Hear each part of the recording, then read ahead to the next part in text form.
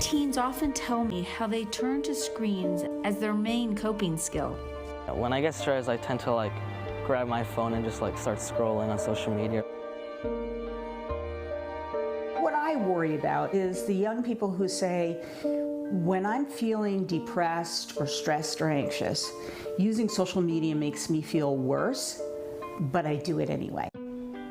Her film Screenagers was an eye-opening look into kids and social media. Yeah, now Dr. Delaney Rustin goes further on the topic in her new book, Parenting in the Screen Age, A Guide to Calm Conversations, and she joins us now. Dr. Rustin, thank you for joining us. Wonderful to be here. Thank you. So this is a question, of course, with so many kids right now remote learning all day in front of their screens all day long. This is a question and a topic that comes up with parents all the time. Like, what kind of effect is this going to have on kids moving forward, and what kind of things can we be doing as parents, right, to help our kids as they're using these screens so much during the day? What are your thoughts on that, what's going on right now?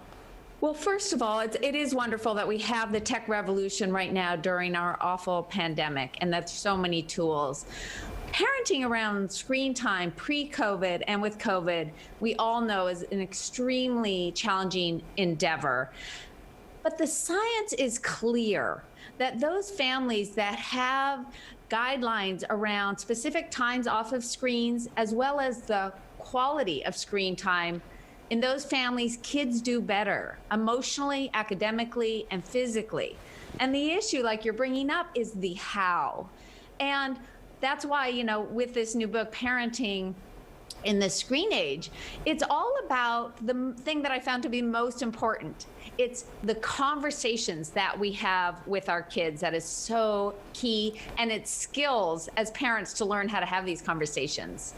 Let's talk about some of those tips that you have, just in terms of, because we hear about these fights escalating over screen time. I think a majority of parents that I'm friends with would say, okay, well, we set a certain amount of screen time for our child that we feel is appropriate for their age. But regardless of whether you set that screen time or not, I imagine a lot of times it ends up still being an argument or a back and forth with your child. Exactly. Anyone who says, oh, this is what your rules should be and this is your time and it's easy, yes. Don't listen to them. There's nothing easy about this.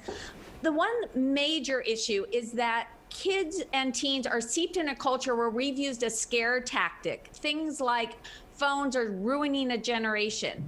And so they've become very defensive to us as parents talking with them. And one of the key things is, rather than a scare tactic, to have a share tactic. And I mean sharing science and stories and sharing hearing from them what they love about their screen time.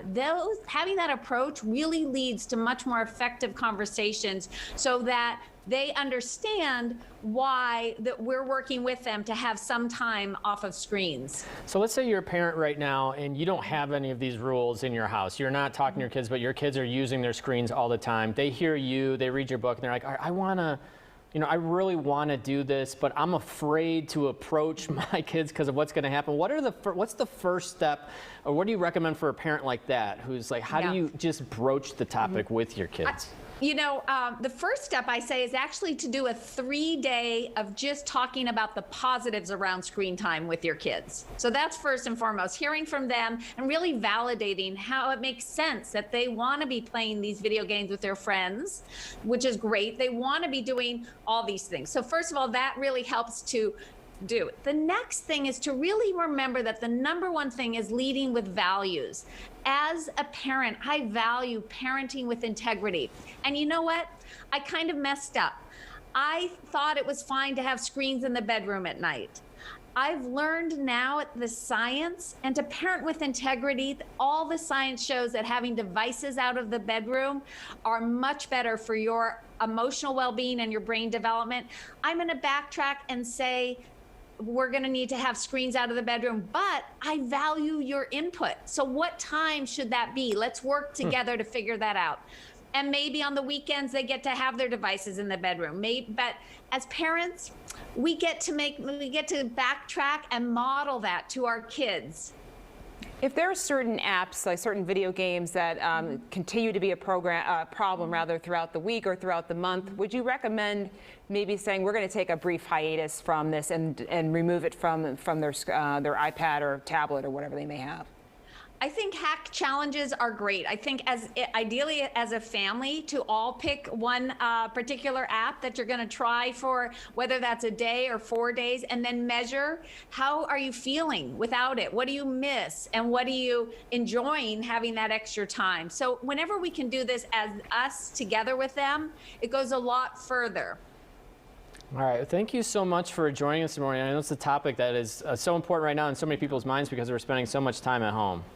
Yeah, absolutely. Thank you. And the book is Parenting in the Screen Age, A Guide to Calm Conversations. Thank you again so much for joining us this morning. We'll send it over to Mike.